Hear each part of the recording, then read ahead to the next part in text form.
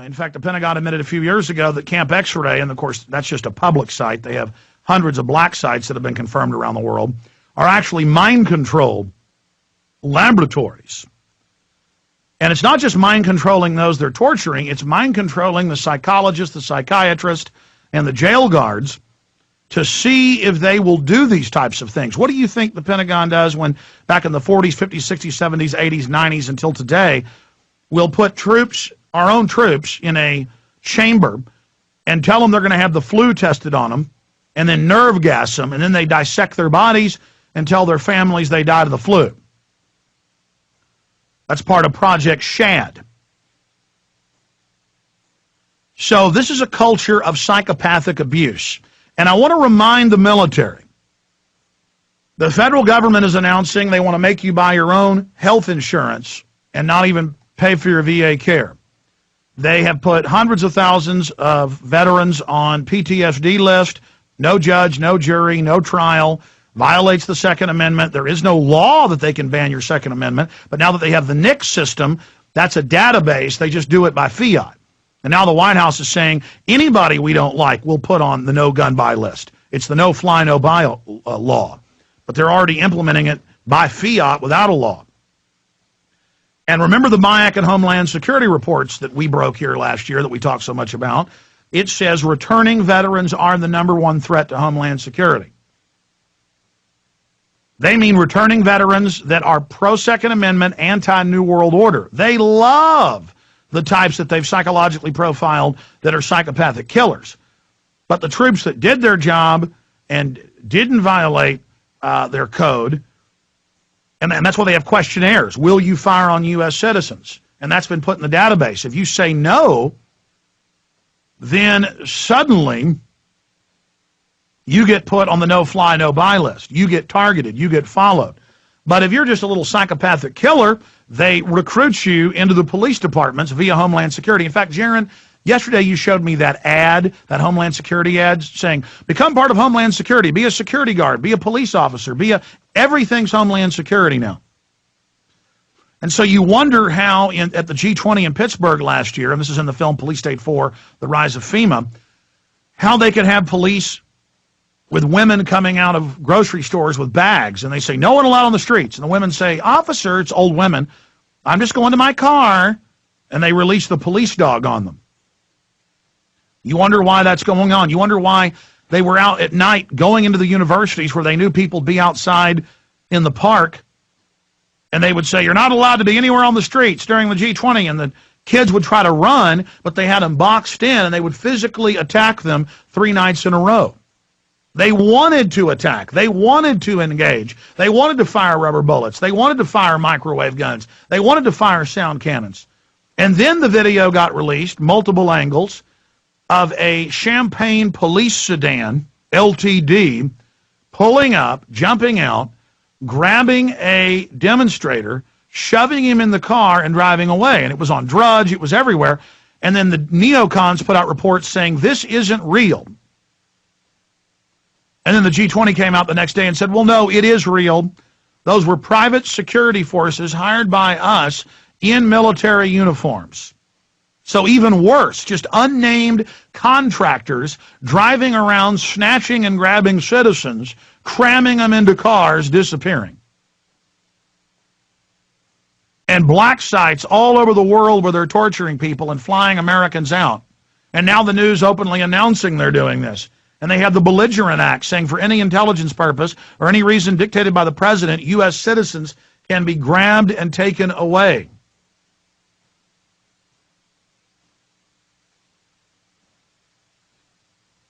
We were the greatest nation on earth. Now we have been turned into a country filled with corrupt, piratical hitmen who work for the offshore banks. It's the enjoyment of the murder of children and women and unarmed men and animals. It's the enjoyment, the giggling, the snickering, the laughing. It's the dehumanization as we're trained that our fellow man are worse than pond scum, and as the troops themselves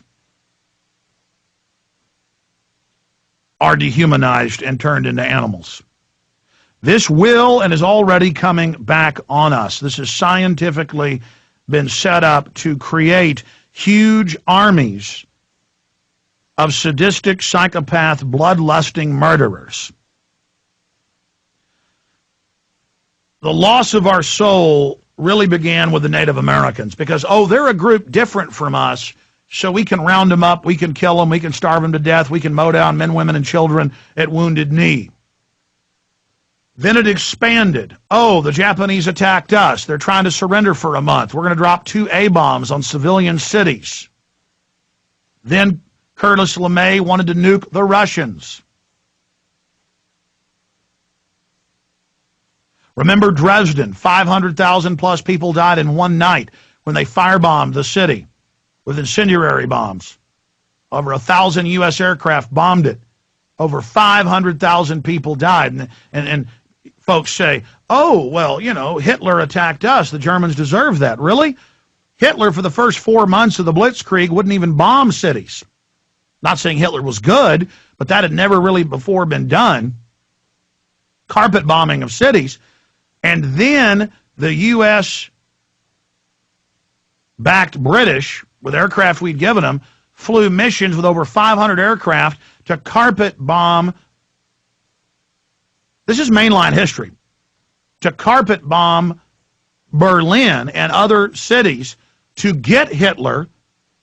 Churchill, this is how cold-blooded Churchill was. Churchill knew that he would get more political support if Hitler targeted cities, that it would anger the British. And so they ran a mission to bomb Berlin to get Hitler to target British cities. And another reason was Hitler was starting to knock out the RAF bases and the military bases, and they wanted him to shift onto the cities so that they wouldn't have their military destroyed. Very cold-blooded, but the calculation works. So get yourself into the mindset of Churchill wanting Hitler to bomb British cities to get the British anger going, and ask yourself, would our military stage 9/11 to get their Project for New American Century launched? Well, they wrote that they would stage attacks, that they needed attacks. Zbigniew Brzezinski, Donald Rumsfeld, Dick Cheney, they all wrote books, all wrote publications in the years before bragging about it. The Hart-Rubin Commission, I have video clips of them saying, we needed a new Pearl Harbor and we got one. We're going to make lemonade out of these lemons.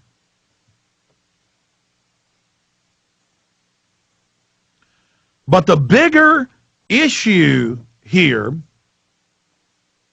the large issue, is that you have all these neocon publications that Paul Watson's linked to in his article, Neocons Defend Massacre of Iraqi Journalist Children, defending it, saying it's good. Remember 4 or 5 months after 9/11 in early 2002, it's in my film Road to Tyranny, the Washington Post article, they had the CIA section chief for the Middle East saying, yeah, we take people's children and we torture them in front of them at secret sites in Jordan and in Egypt and in other nations. See, they thought they had you scared, angry, ready to do anything. So at that time, Rumsfeld got up and gave speeches about taking the gloves off and torturing people. And they said, yeah, we're torturing kids. And yeah, and DynCorp's grabbing some other kids when they're in other countries that aren't related. But hey, that's part of it. It's a war. We like to sell the kids. Oh yeah, that's Chicago Tribune. No, the truth is all of us are seen as worthless. All of us are seen as trash. All of us are seen as filth, and these top psychopaths launch these wars, not just to get oil and weapon sales, but to create armies of ruthless killers who aren't going to come back and found the Hell's Angels. They're not going to come back and found the Mongols. You know, the roughest, toughest biker gangs were just veterans who came back and were ruthless and were screwed up. And they said, why don't I run some hookers and run some drugs, and I'll kill anybody who gets in my way. I want to die anyways. Well, now your former psycho killer military people, they don't become Hell's Angels. They don't become Mongols. They become APD. Austin Police Department. They become LAPD. They become NYPD. They become Miami PD. They become Houston PD.